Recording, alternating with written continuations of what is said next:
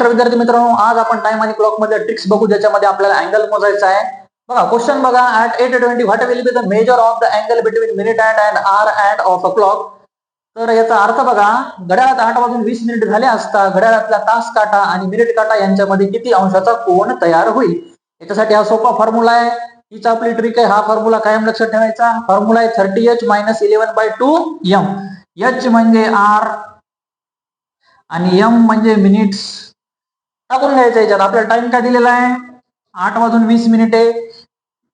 30 गुणिले h किती आहे, 8 - 11/2. मिनिट किती आहेत, 20.